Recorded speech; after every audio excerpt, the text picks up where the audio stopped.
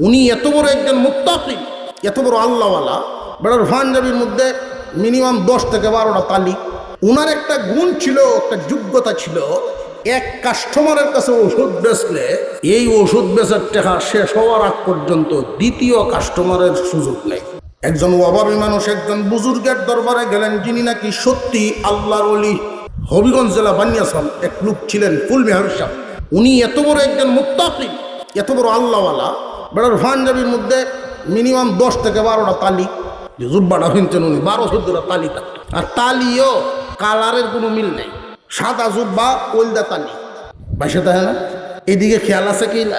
উনার খেয়াল হইল যে শরীরে ডাক্তারা হলো কথা সুন্দর নামে সুন্দর, এটার দিকে স্পোর্স নাই।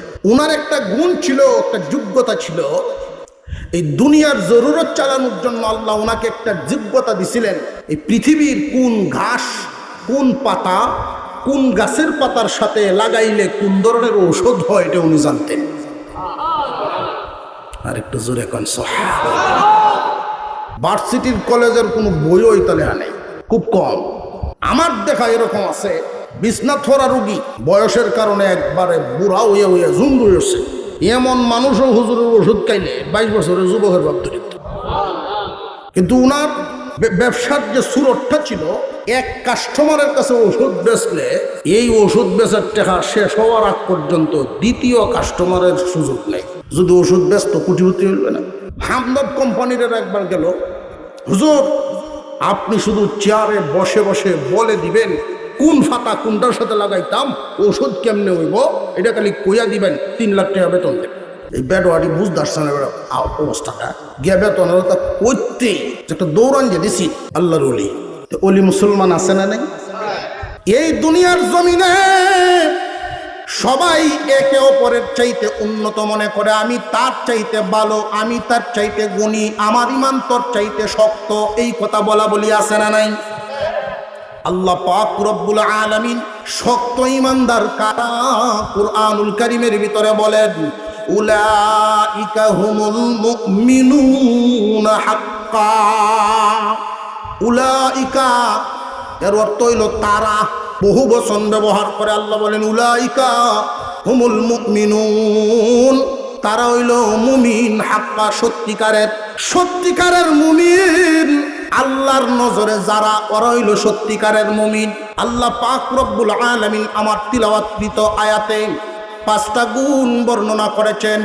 যার কাছে এই 5টা গুণ থাকবে, গনে গনে 5টা গুণ যার মধ্যে থাকবে, ওরাই হলো জমিনে সত্যিকারের ইমানদার, সত্যিকারের মুমিন।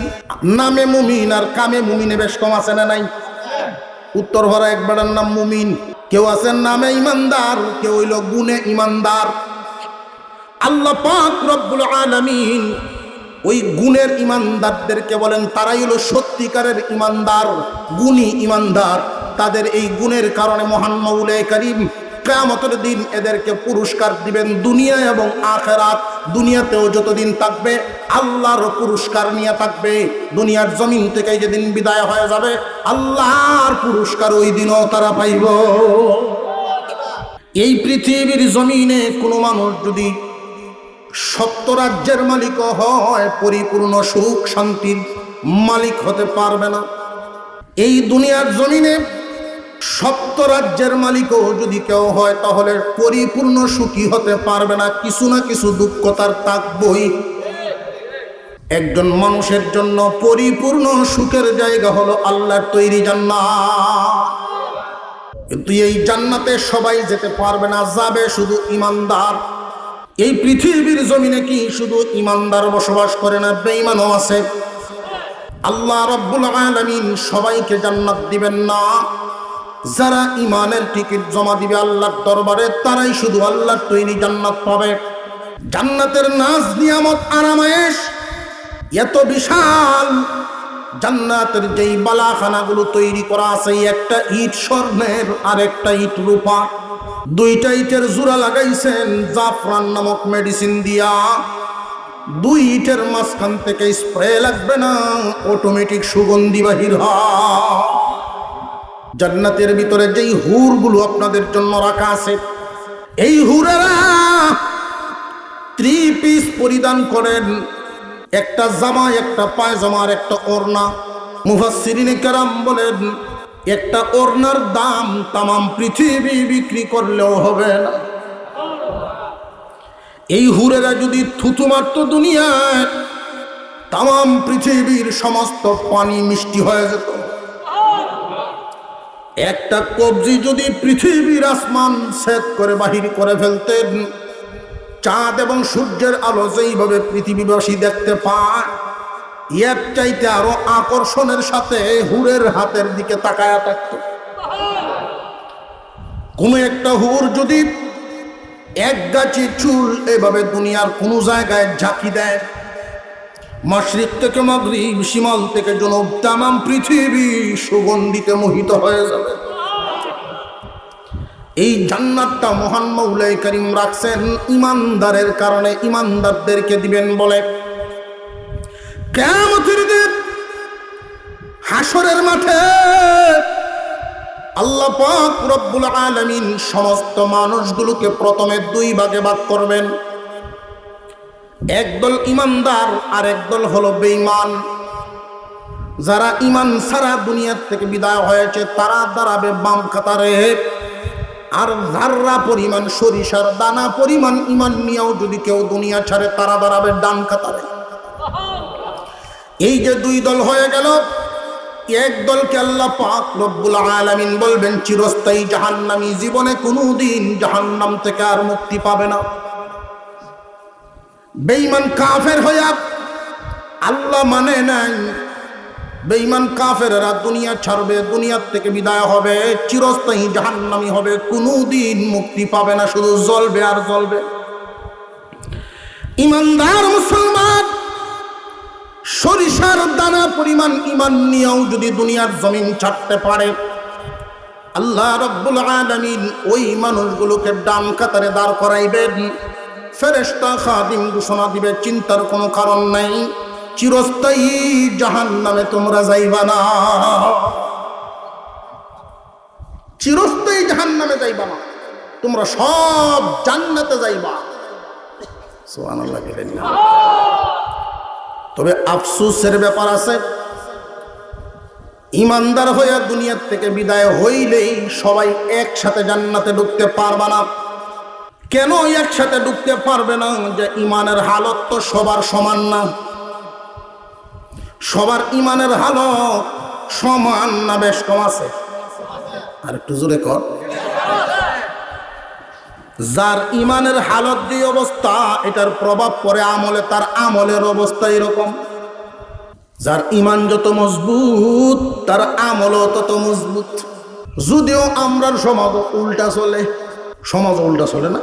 যে ব্যক্তি নামাজি বেনামাজি, নামাজিরে গাইলে কয় তোর ইমান ঠিক নাই। জোরে কর। বেনামাজি গাইলে নামাজিরে কয় তোর ইমানটা ঠিক নাই। যে তোরটা কেমন? কয় আমারটা খুব শক্ত। আমরার ইমান শক্ত আছে, সে হাড়ের ভাত দিলেও ইমান ভাঙতো না। যেই ইমানে তোমারে মসজিদে নিতে পারে না, ওই ইমানে তোমারে কত দূরে নিব? মুসলমান ইমানদার ভাইরা আমার, কিয়ামতের কঠিন ময়দানে আল্লাহ পাকের ফেরেশতায় ঘোষণা দিবেন তোমরা চিন্তা নাই, চিরস্থায়ী জাহান্নামে তোমরা যাবে না, তোমরা সবাই জান্নাতে যাবে। তবে একসাথে যাইতে পারবা না। কমপক্ষে তিনটা দল করা হবে। ওই সময় কিয়ামতের কঠিন ময়দানে সমস্ত মুসলমানদেরকে কয় ভাগে ভাগ করা হবে? আরো জোরে, তিন ভাগে ভাগ করা হবে। একদল মানুষকে আল্লাহ পাক বিনা হিসাবে জান্নাত দিয়ে দিবেন, আর একদল মানুষকে মহান মাওলানা কারীম খুব সহজ হিসাবে জান্নাত দিয়ে দিবেন। আর একদল মানুষের জন্য হিসাবটা খুব কঠিন হবে। আর যাদের জন্য হিসাব নিকাশ কঠিন হবে তাদের বিপদের শেষ নাই। এখন আমাদের বুঝার দরকার কোন দল বিনা হিসাবে যাবে, কোন দল সহজ হিসাবে যাবে, আর কোন দল খুব কঠিন হিসাব চুকাইতে হবে। কথা বুঝে আসতেছে আপনাদের? ইমানদার মুসলমান সবাই ইমানদার, গুনাহগার মুসলমান, পরহেজগার মুসলমান, ওলি মুসলমান। গুনাহগার মুসলমান আল্লাহ মানে কিন্তু গুনাও করে, আল্লাহ মানে ঠিকই কিন্তু আল্লাহর বিধান মানে না।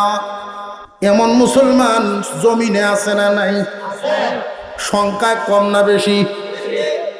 একদল ইমানদার গুনাহগার মুসলমান, আরেক দল ইমানদার পরহেজগার মুসলমান, আরেক দল ইমানদার আল্লাহর ওলি মুসলমান। পরিচয়টা দেই, গুনাহগার মুসলমান তাদেরকেই বলা হয় যারা আল্লাহ মানে, কোরআন মানে, সব হাদিস কোরআন হাসর নসর সব মানে ঠিক, কিন্তু পালন করে না। আরেক দল হইল যেমন মানে এরকম পালনও করে, যদি হালাল পথে সুযোগ পায় টাকা কামায়, হালাল পথে সুযোগ নাই টাকাও কামায় না। হালাল পথে 1 কোটি টাকাও যদি কামানো যায়, জায়েজ আছে না নাই? জোরে কর। কিন্তু হারাম পথে 5 টাকা, আরো জোরে 1 টাকা। হারাম পথে 1 টাকাও জায়েজ নাই, কিন্তু হালাল পথে কোটিপতি হওয়ার জায়েজ আছে না নাই?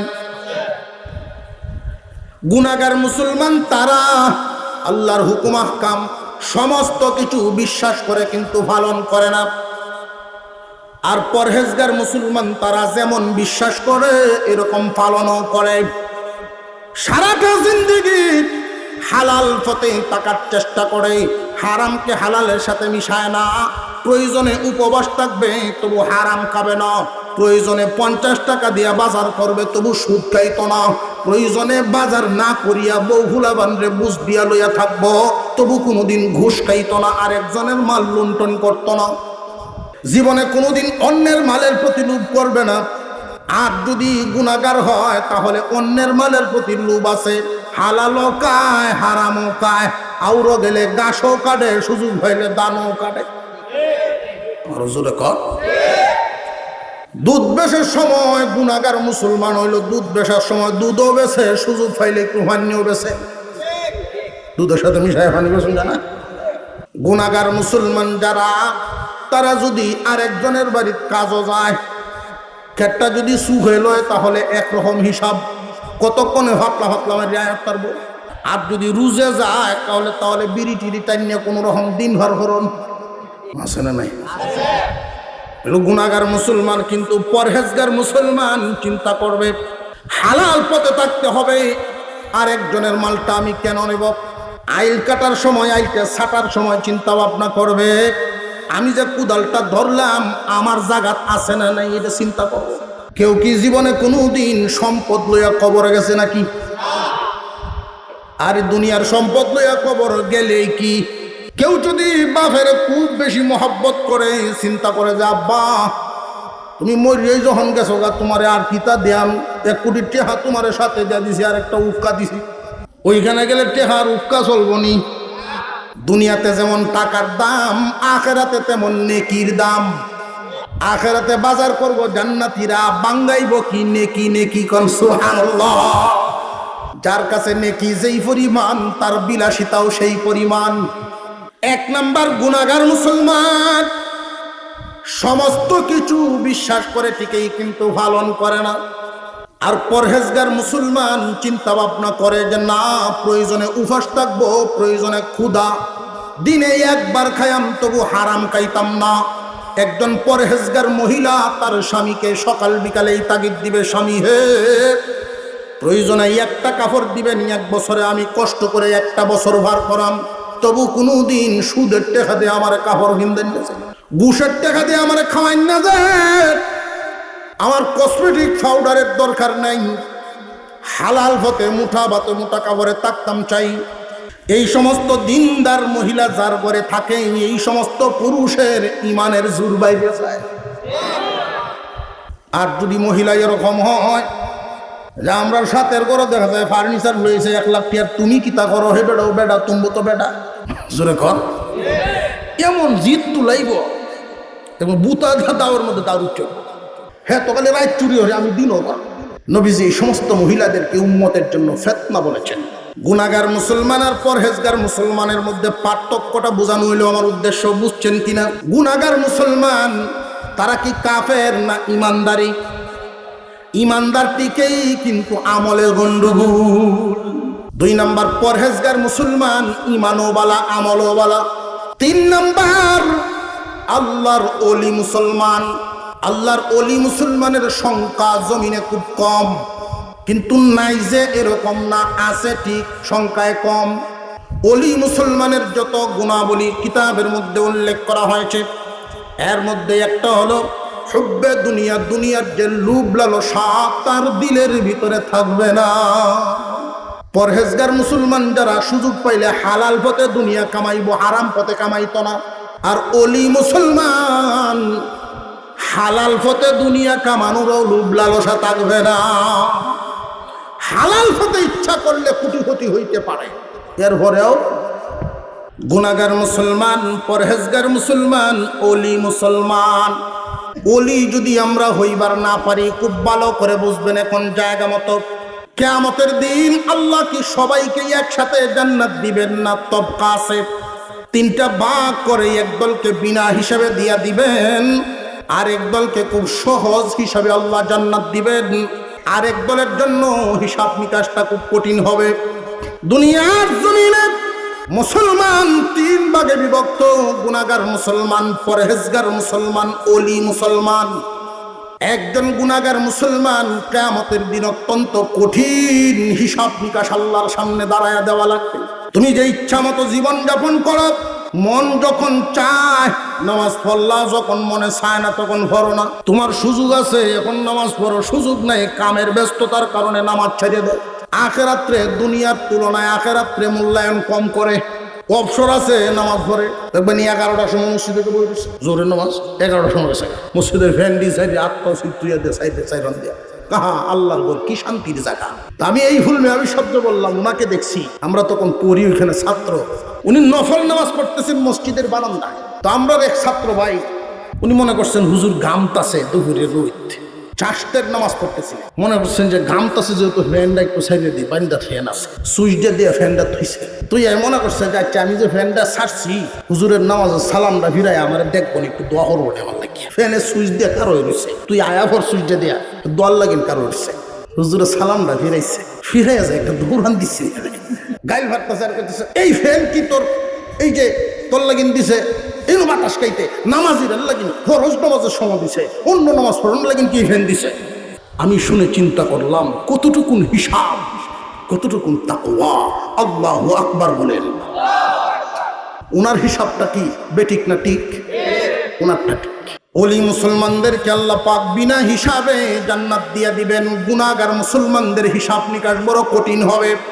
আরেক দল মানুষ খুব সহজ হিসাবে জান্নাতে যাবে, সহজ হিসাবে। কিয়ামতের কঠিন ময়দানে আমাদের হিসাব নিকাশটা কঠিন হইতো না সহজ হইতো? কয়েকজনে আওয়াজ দিছে আমাদের হিসাব নিকাশ ছাড়া কি হাসরের মাঠ না হইয়া কি কুনাহুনি কোনো হত আছে নি? জান্নাতে যাওয়ার মতো কুনাহুনি হত আছে কোনো? হাসরের মাঠ না হইয়া কেউ জান্নাতের ভিতরে যেতে পারবে না। আল্লাহ রাব্বুল আলামিন তিন ভাগে বিভক্ত করবেন। একদল বিনা হিসাবে জান্নাত পাবে, ওলি মুসলমান। আমরা এখানে যারা আছি এই সাহস পাই না যে ওলি হতে পারবো। যদি আল্লাহ দয়া করে কোন সময় সুযোগ দেন আলহামদুলিল্লাহ। কিন্তু গুনাহগার হইয়া যেন এই দুনিয়া না ছাড়ো, আল্লাহর গুনাহগার হইয়া কিন্তু ছাড়বা না। গুনাহগার মুসলমান হইয়া যদি দুনিয়ার জমিন থেকে বিদায় হও, আল্লাহর সামনে কঠিন হিসাব দিতে হবে। আর আল্লাহ রাব্বুল আলামিন যদি তোমার কাছে হিসাব নেওয়া শুরু করে দেন, তাহলে কিন্তু খুব কঠিন সমস্যায় পড়ে যাবে। এক ওয়াক্ত নামাজ তুমি ছাড়ছো, এক ওয়াক্ত নামাজ ছেড়ে দেওয়ার কারণে শাস্তি আল্লাহর পক্ষ থেকে আসে না নাই? এই দুনিয়ার জমিনে যে আদালত আছে, কোর্ট আদালতে জজ সাহেবের কাছে কোন অপরাধের কি সাজা, কোন অপরাধের জন্য কতদিন সাজা, এর একটা হিসাব নিকাশ আছে না নাই? সমস্ত অপরাধের সাজা কি একরকম?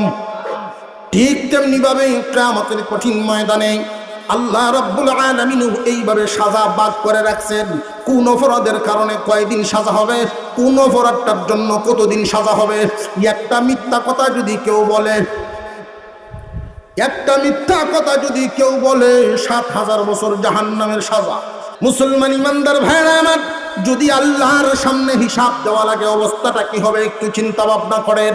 আল্লাহর সামনে যদি হিসাব দেওয়া লাগে, কঠিন হিসাব চুকায় যদি আল্লাহর সামনে ওই দিনটা পাড়ি দেওয়া লাগে আর আল্লাহর জান্নাতে যাওয়া লাগে, তাহলে কি পরিমাণ অবস্থা হবে। আমাদের অপরাধগুলো চোখের সামনে বাসেনি না বাসে না? একজন মানুষ চোখ বন্ধ করলেই বালেগ হওয়া থেকে নিয়ে এই পর্যন্ত একটা মানুষ যখন নীরব হবে মোটামুটি বড় বড় সব গুনাহগুলো চোখের সামনে বাসবে।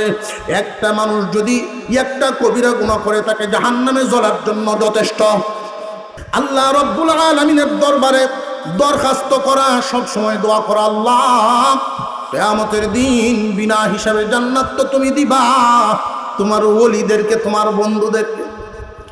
আল্লাহ তোমার বন্ধুদেরকে তুমি বিনা হিসাবে জান্নাত দিবা। একদল মানুষকে তুমি কঠিন হিসাবে নিবা আর একদল সহজ হিসাবে নিবা।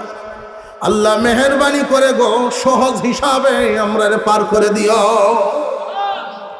এই সহজ হিসাবে যারা পার হবে আল্লাহর কাছে আমরা চাইনি না চাই না।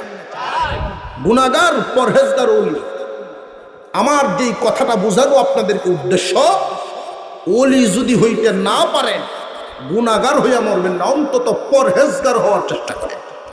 ইন্নামাল মুমিনুনা আল্লাযীনা ইযা যুকিরাল্লাহু ওয়াজিলাত কুলুবুহুম ওয়া ইযা তুলিয়াত আলাইহিম আয়াতুহু যাদাতহুম ঈমানা ওয়া আলা রাব্বিহিম ইয়াতাওয়াক্কালুন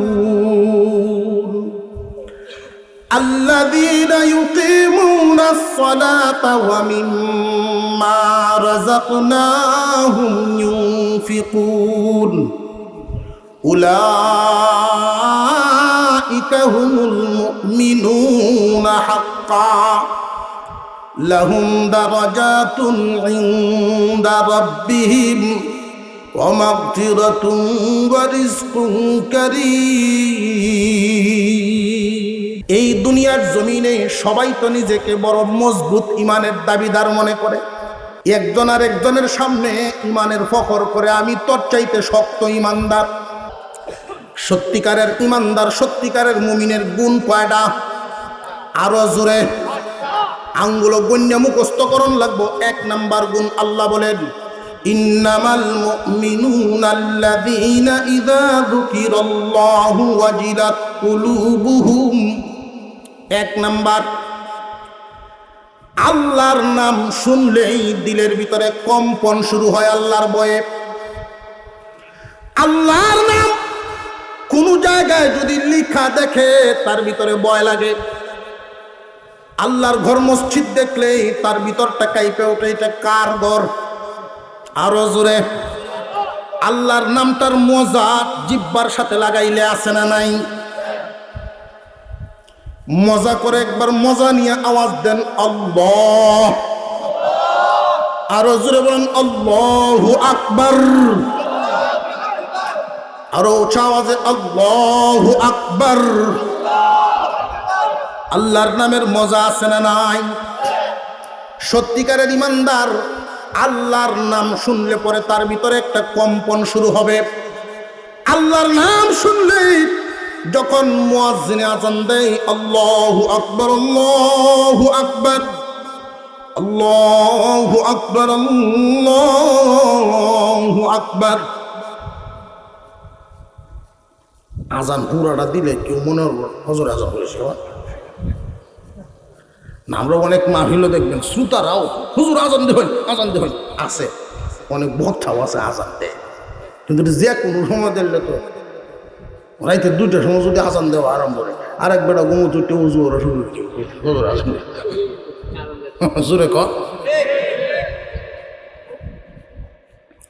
কিন্তু এই আযানের আওয়াজ শোনার পরে সত্যিকারের ইমানদার যারা, তার ভিতরে এই গুণটা যার মধ্যে আছে, এক নাম্বার গুণ আল্লাহর নাম শুনলে যখন আল্লাহর নামটা তার কানে বাড়ি লাগবে, আল্লাহর নাম শোনার সাথে সাথে ভিতরে একটা কম্পন শুরু হবে। এই কম্পনটা যে ভয়, আল্লাহর যেই ভয়টা, এই ভয়টা খুব ভালো করে বুঝবেন। ভয় হলো দুনিয়ার জমিনে 2 প্রকার। ভয় কয় প্রকার? ভয় হলো দুই প্রকার, একটা হলো মরার ভয়, বিপদের ভয়, আর একটা হইলো মহব্বত এবং সম্মানের ভয়। উদাহরণ দিয়া বলি, বাঘের সামনে পড়লো বা সাপের সামনে পড়লো, ভয় আছে না নাই? এটা কি মহব্বতের না মরার?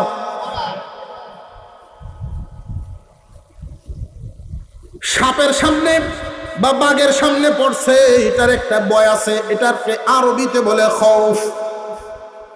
উস্তাদের সামনে পড়ছে, পীরের সামনে পড়ছে, বড় একজন আলেমের সামনে পড়ছে, এমনি তার 2 আঙ্গুলের সিফাত সিগারেটটা আসিন ফলাইয়া দিছে, ভয় আছে না নাই? বাপের সামনে পড়ছে, উস্তাদের সামনে পড়ছে, বা শ্বশুরে দেখলে তো আরো সব উপায় নেই। এই যে একটা ভয়, এটা মরার ভয় না সম্মানের? মহব্বতের ভয়। আল্লাহ পাক রব্বুল আলামিন এইখানে উল্লেখ করেন ওয়াজিলাত কুলুবুহুম, তার ভিতরে কম্পন শুরু হবে আল্লাহর মহব্বতের ভয়ে। আল্লাহর নাম শুনলেই তার ভিতরে একটা কম্পন শুরু হবে আল্লাহর মহব্বতে। সত্যিকারের মুমিন যারা আল্লাহর মহব্বতে, তার ভিতরটা এমন ভাবে কাঁপবে। একজন সত্যিকারের ঈমানদার আল্লাহর নামটা শুনলে এমন ভাবে তার পরিবর্তন আসবে। যত কাস্টমারই থাকো, ওই সময় আর সে দোকানে বসবে না, বলবে ভাইয়েরা আমার আল্লাহর নামের ডাক আসছে। দুনিয়ার মালের মহব্বত আমার অঞ্চলে আল্লাহর মহব্বতের চাইতে কম। আল্লাহর নামের মহব্বত তার দিলের ভিতরে এত বেশি। নামাজের ওয়াক্ত হয়ে গেছে, যাত্রীদেরকে ড্রাইভার বলবে আপনারা বসেন, অন্তত আমি 4 রাকাত ফরজ আদায় করি। আমার তো মনে হয় বাংলাদেশে এমন ফেরাউনের সংখ্যা খুব কম, ড্রাইভারের নামাজের সুযোগ দিত না। অবশ্যই সুযোগ দিবে, আর যদি সুযোগ না দেয় তাহলে বলবেন আপনার আর হক আপনি ধরেন, আমি আল্লাহর গুলামি আগে করি, বান্দার গুলামি পরে করি।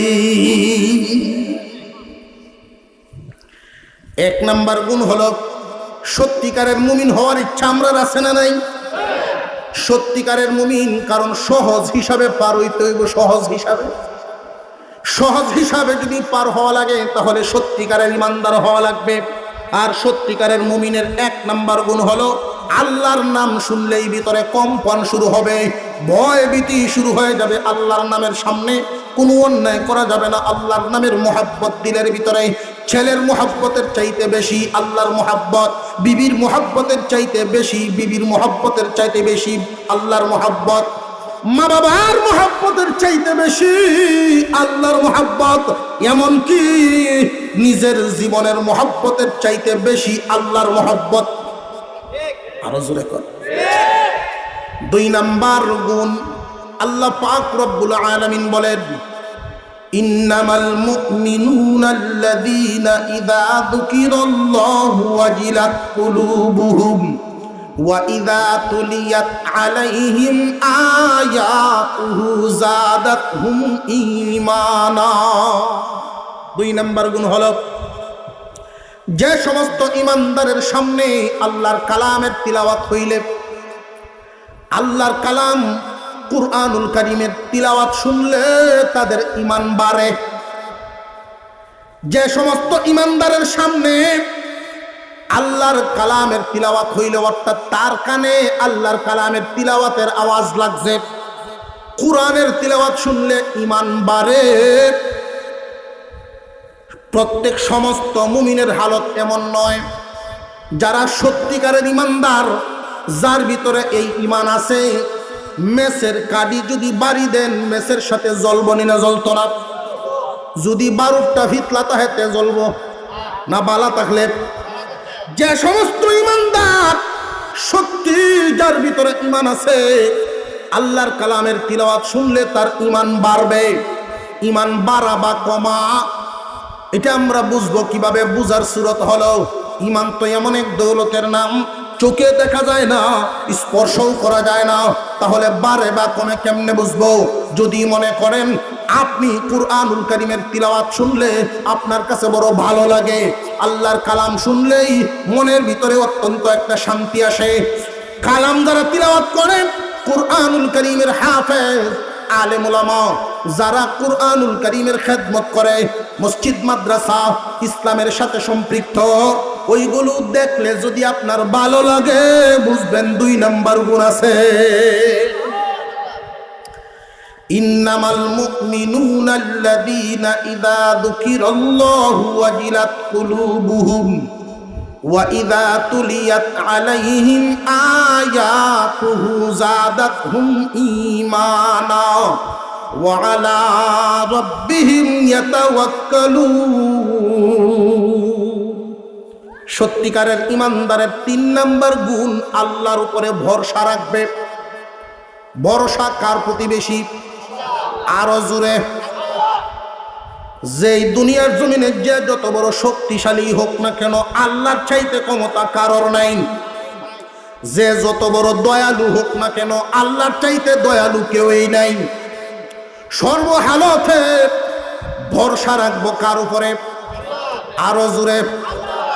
এই যে আল্লাহর উপরে যে ভরসা, এটার একটা ব্যাখ্যা হলো সর্বহালতে আমি আল্লাহর প্রতি খুশি। অনেক মানুষ ইমানদার, কিন্তু দেখা যায় সাতের ক্ষেত যদি দান একটু বেশি হয়, তাহলে নিজে আল্লাহ আমার দেহে না। সত্যিকারের ইমানদারের 3 নাম্বার গুণ হলো সর্বহালতে আল্লাহর প্রতি খুশি থাকা। হাজী ইমদাদুল্লাহ মুহাজির মক্কি সফরে গেছেন, ওনার খাদেম আয়েশা বলেন, হুজুর একটা দুঃখের সংবাদ আছে, আপনার যেই ব্যাগটা ছিল, কাগজপত্র টাকা পয়সা সব হারায় গেছে, মনে হয় চুরে নিয়ে গেছে। উনি বলেন আলহামদুলিল্লাহ। এই আলহামদুলিল্লাহ শব্দটা কি আল্লাহর প্রতি বেজার না খুশি? কিছুক্ষণ পরেই খাদেম আয়েশা কোন, হুজুর ব্যাগটা তো পাওয়া গেছে। তখনও তিনি কোন আলহামদুলিল্লাহ। এখন খাদেম কয়, হুজুর বুঝলাম না, হারাইছেন আলহামদুলিল্লাহ, পাইছেন তবু আলহামদুলিল্লাহ, কোনটার অর্থটা কি? হাজী ইমদাদুল্লাহ মুহাজির মক্কি বলেন, সর্বহালতে আল্লাহর প্রতি খুশি থাকা ইমানদারের কাজ। আল্লাহর ভালো লাগছে আমাকে শুধু ছেলে দিছেন, মেয়ে দেন নাই, আমি আল্লাহর প্রতি খুশি আছি। আল্লাহর ভালো লাগছে আমাকে শুধু মেয়ে দিছেন, ছেলে দেন নাই, তবু আল্লাহর প্রতি খুশি। আল্লাহর ভালো লাগছে ছেলেও দেন নাই, মেয়েও দেন নাই, তবু আল্লাহর প্রতি খুশি। জোর করিয়া কি আনন্দ যাইব না? গুসায় মাজারও যাও না। আল্লাহ যখন দিছেই না, গিয়া দেখি আর এক আধ নিয়ে আনতাম পারি, এমন আছে না নাই? বেডহা যায়নি না, যায় না। এমন কিছু কথা বলে আল্লাহর শানের খেলাফ হয়, ঈমান চলে যায়। খুব সাবধান। 1 নাম্বার গুণ হলো আল্লাহর ভয় ভিতরে রাখা। 2 নাম্বার গুণ, ইসলামের প্রত্যেকটা কাজের সাথে, অর্থাৎ কোরআনের তেলাওয়াত শুনলে ভালো লাগে, কোরআনের সাথে সম্পৃক্ত যা আছে সব কিছু আমার ভালো লাগে। এটা হইল ঈমানের 2 নাম্বার গুণ। 3 নাম্বার, সর্বহালতে আমি আল্লাহর প্রতি খুশি। আমার লাভ হইলেও খুশি, লস হইলেও খুশি। যদি আমার শুধু লাভ হইলে, ভালো হইলে আল্লাহর প্রতি খুশি থাকি, আর যদি বুড়া হয় তাহলে মনটা আমার খারাপ হয়ে রে খুশি না, তাহলে বোঝা গেল আমি ইমানদার নামে মতলব বাস। কথা বুঝে আসতেছে? সত্যিকারের ইমানদার হওয়ার জন্য উভয়টা থাকতে হবে, সর্বহালতে আল্লাহর প্রতি খুশি। 4 নাম্বার গুণ হলো আল্লাযীনা ইউকিমুনাস সালাহ। 4 নাম্বার, নামাজ কায়েম করবে। নামাজ কায়েম করবে। নামাজ কায়েমের অর্থ হলো নামাজকে প্রতিষ্ঠা করবে। মুফাসসিরিনে কেরাম কয়েকটা অর্থ করেছেন, এর মধ্যে একটা অর্থ হলো নিজেও নামাজ পড়বেন, নিজের সন্তানদেরকে তাগিদ দিতে হবে। নিজের ঘরে নামাজ থাকবে না, আপনি একলা নামাজি হইলে লাভ কি? আপনি যাদের ভরণ পোষণের জিম্মাদার, শুধু ইহকালের চিন্তা করলে হবে না, পরকালের চিন্তাও আপনার করতে হবে। আপনি আপনি শুধু নামাজ পড়েন মসজিদে, ছেলেরে ডাকি আপনি কইয়া গেলেন যে আমি মসজিদে যাই, তুই গিয়ালটা জুর। কথা বলছেন না? বাপে কইতাছে আমি মসজিদে যাইতাছি, তাড়াতাড়ি উঠে গিয়ালটা জুর। এটা কি ইমানদারের কাজ হইল? না, ইমানদারের কাজ হবে যে আমি মসজিদে যাই, তুইও জলদি আয়া জমাত সারি কর। আমি মসজিদে যাই, জলদি তুই উঠতে নামাজ পড়। এটা হলো সত্যিকারের ইমানদার। নিজেও নামাজ পড়বে, নিজের ঘরের মধ্যে তার দায়িত্বে যারা আছে এর মধ্যে নামাজ প্রতিষ্ঠা করবে। একজন মেম্বারের দায়িত্ব নিজে নামাজ পড়বে, তার ওয়ার্ডের সকল যারা তার অধীনস্থ সবাইকে নামাজের তাকিদ দিবে। একজন চেয়ারম্যান তার ইউনিয়নের সবাইকে নামাজের দাওয়াত দিবে, নামাজের তাগিদ দিবে। একজন এমপি তার এলাকার সব মানুষকে নামাজি বানাবে। প্রধানমন্ত্রীর দায়িত্ব সারা দেশের মানুষকে নামাজ বাধ্যতামূলক করে দেওয়া। যদি কোরআনের মতে এই কাজ বাংলাদেশে কখনো প্রতিষ্ঠা হয়, লক্ষ্য করে দেখবেন 1 মাসের মধ্যে অন্যায় অপরাধ অর্ধেকের চাইতে কমিয়া যাইব। 4 নাম্বার গুণ সত্যিকারের ইমানদারের 4 নাম্বার গুণ, নামাজ কায়েম করবে, নামাজ বাদ দিবে না, নিজেও বাদ দিবে না, পরিবারের মানুষকে শাসন করবে নামাজ না পড়লে। দুনিয়ার যদি একটা ক্ষতি হয়, তোমার 10,000 টাকার একটা ক্ষতি করে ফেলছে, তখন তুমি কি পরিমাণ সেদ বা ছেলের উপরে, কি পরিমাণ সেদ বা তুমি কি পরিমাণ রাগ হইবা। 1 ওয়াক্ত নামাজ না পড়লে এর চাইতে বেশি যদি রাগ দেখাইতে পারো, আল্লাহ তোমার প্রতি খুশি হইল। 5 নাম্বার সত্যিকারের ইমানদারের 5 নাম্বার গুণ হলো ওয়ামিম্মা রাযাকনাহুম ইউনফিকুন। আল্লাহর দেওয়া মাল থেকে আল্লাহর রাস্তায় দান করে। সত্যিকারের ইমানদার যেই ব্যক্তিটা, সে ভালো করেই মনে প্রাণে বিশ্বাস করে যে এই মালামাল আমার না, আল্লাহর দেওয়া। এই মাল কে দিছে? আরো জোরে, জোর হইছে না? এই মালামাল যদি আল্লাহ দিয়ে থাকেন, আল্লাহর রাস্তায় দেওয়ার দরকার আছে না নাই? একটা উদাহরণ আপনাকে দেই। আমার যেই বডিটা সুস্থতা দিয়েছেন কে? আমাকে যেই সম্পদ দিছেন, এই সম্পদও দিছেন কে? জান এবং মালের মালিক আল্লাহ। আমি যেই জান ব্যবহার করে টাকা ইনকাম করি, এই টাকার থেকে আল্লাহর বন্টন আছে। এই যে সম্পদ আমরা করি, হাওরে জমাজমি করলাম, এই জমিনের একটা বন্টন, একটা অংশ আল্লাহর রাস্তায় দেওয়া লাগে। মুফাসসিরিনে কেরাম এটার একটা ভাগ করেছেন, ভাগ।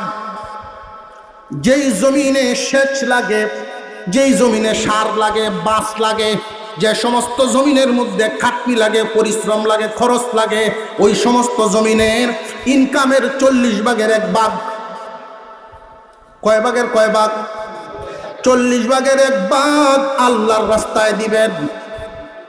আর যে সমস্ত সম্পদ আল্লাহর দয়ায় আপনি পাইছেন, আপনার কোনো শ্রম নাই, এটা 10 ভাগের 1 ভাগ দিয়ে দিবেন।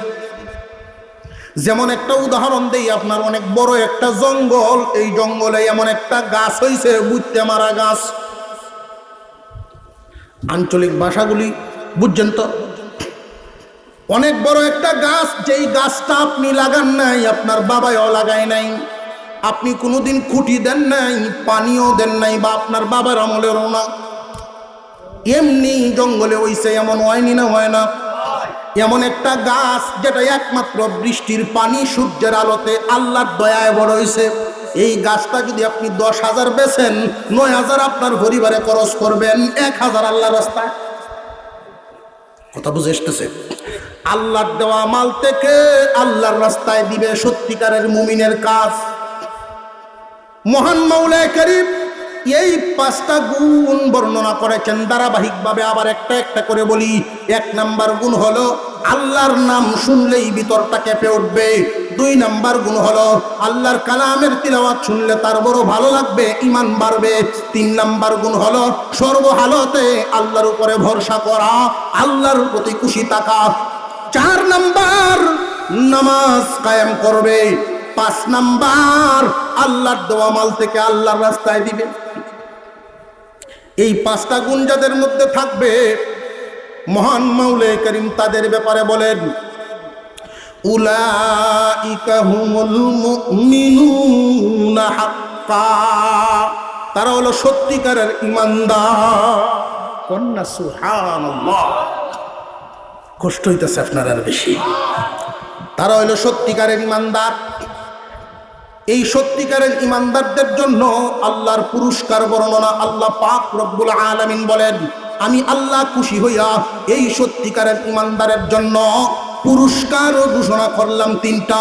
এক নাম্বার, লাহুম দারাজাতুন ইনদা রাব্বিহিম ওয়া মাগফিরাতুন ওয়া রিজকুন কারীম। সুবহানাল্লাহ বলে লাগে। পুরস্কারগুলির কথা আমি বলতেছি, আগেই সুবহানাল্লাহ কইছি। এক নাম্বার পুরস্কার হলো লাহুম দারাজাতুন ইনদা রাব্বিহিম, আল্লাহর পক্ষ থেকে তার সম্মান বাড়ায় দেওয়া হবে, তার মর্যাদা বৃদ্ধি করে দেওয়া হবে। মহান আল্লাহ পাক সত্যিকারের মুমিন যারা হবে, পাঁচটা গুণে গুণান্বিত, আল্লাহর পক্ষ থেকে তাদেরকে যেই মর্যাদা দেওয়া হবে, এক নাম্বার, মহান আল্লাহর পক্ষ থেকে তার মর্যাদা বাড়ায় দেওয়া হবে, তার দরজতকে বুলন্দ করে দেওয়া হবে। দুই নাম্বার গুণ হলো ওয়া মাগফিরাতুন, মহান আল্লাহ তাকে ক্ষমা করে দিবেন। আর জোরে কন্যা সুবহানাল্লাহ। ক্ষমা কি সাধারণ ব্যাপার? এক ওয়াক্ত নামাজ ছাড়লে কি পরিমাণ সাজা, দুই ওয়াক্ত ছাড়লে, চার ওয়াক্ত ছাড়লে আমরা কি পরিমাণ অপরাধ আছে, আল্লাহ যদি ক্ষমা করে দেন, সুবহানাল্লাহ। আল্লাহর পক্ষ থেকে সত্যিকারের মুমিনের জন্য দুই নাম্বার পুরস্কার হলো ক্ষমা। তিন নাম্বার, ওয়া রিজকুন কারীম, সম্মানিত রিজিক, সম্মানী খাবার, সম্মানী রিজিকের বাজেট। এই দুনিয়ার খাবার অনেক মানুষই খায়, কেউ সম্মানের খাওয়ান খায়, কেউ অসম্মানের খাওয়ান খায়। আর জোরে কর। ঘুষের টেকায় ভাত খায়, সুদের টেকার সুদ ছাড়া তার নসিব নাই, সুদ খাওয়ায় নিতা সাল্লাই, এটা কি সম্মানের না অসম্মানের? যদিও পেট বড় হইতাছে, যদিও বিল্ডিং কাঁচা ঘর ফাঁকা হইছে, চিকন বডি এখন মুডা হইছে, তেল তেলা করে, কম দামা কাপড় ভাল লাগে, বেশি দামা কাপড় ভিন্দে, কিন্তু এটা কি মানের না অপমানের? আল্লাহর নজরে অসম্মানের। সত্যিকারের মুমিন যারা হবে, এদের তিন নাম্বার পুরস্কার, আল্লাহর পক্ষ থেকে সম্মানী রিজিকের ব্যবস্থা করা হবে। গুণ হইল পাঁচটা, পুরস্কার তিনটা। এখানে আমাদের একটা প্রশ্ন হলো, আল্লাহ আপনি ইমানদারের গুণ বর্ণনা করেছেন পাঁচটা, পুরস্কার দিলেন তিনটা, বেশ কম কেন হইল? আল্লাহ তো বান্দার প্রতি সবসময় দয়া কম করেন না বেশি করেন? বেশি করেন। আল্লাহর কাছে অন্তত পক্ষে সমান তো পাইতাম। কি পাইতাম? সমান তো পাইতাম। এই ক্ষেত্রে একটু চিন্তা করলেই দেখা যায় আল্লাহ বান্দাকে ঠকান না। আমরা ওই গুণগুলো একটু ধারাবাহিকভাবে আবার চিন্তা করি। এক নাম্বার গুণ, আল্লাহর ভয়। ভয়টা মানুষের অন্তরে থাকে না দেহে? আরো জোরে, অন্তরে থাকে। দুই নাম্বার গুণ হলো কুরআনের আওয়াজ শুনলেই তার ভালো লাগে। এই ভালো লাগার সম্পর্কটাও কি দেহের সাথে না মনের সাথে? মনের সাথে, অন্তরের সাথে। তিন নাম্বার, আল্লাহর প্রতি ভরসা করে, খুশি থাকে, সন্তুষ্ট আছে, সর্বহালতে আল্লাহর প্রতি ভরসা। এই ভরসাটাও কি দেহ দিয়া না অন্তর দিয়া? অন্তর দিয়া। প্রথম তিনটা গুণ আমার বডির একটা অংশের সাথে সম্পর্ক রাখে। জোরে কর, আরো জোরে কর, ঠিক না? ঠিক।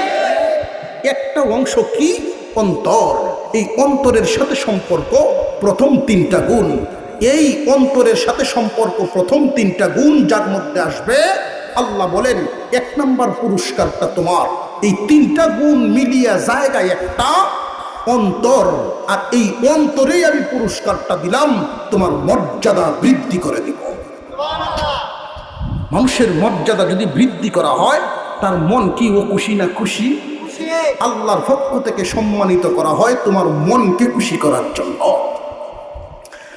ওয়া মাগফিরাতুন, 2 নাম্বার তোমাকে ক্ষমা করা হবে। ওই দিক দিয়ে দেখেন 4 নাম্বার গুণটা ছিল আকিমুস সালাহ, নামাজ কায়েম করা। নামাজ পড়লে কি শুধু মন দিয়া পড়বেন না দেহ লাগবো? আরো জোরে কোন। অনেকে আছে মনের নামাজি, নামাজের দাওয়াত দিলে কয় আমি সব সময় নামাজ করি। আমরা আরো মাসলা জিগায় নামাজ কয় ওয়াক্ত হুজুর কোহাই, আমি ডরাই আমার কিছু কই না। নামাজ কয় ওয়াক্ত কয় মনের নামাজ সব সময় পড়ি। আল্লাহ কি মনের নামাজের কথা বলছেন নাকি? মানুষ গুনাহ করলে খালি মনে মনে করে না দেহ লাগে? চুরি করলে হাতের দরকার আছে না নাই? ঘুষ খাইলে হাতের দরকার আছে না নাই? খুব ভালো করে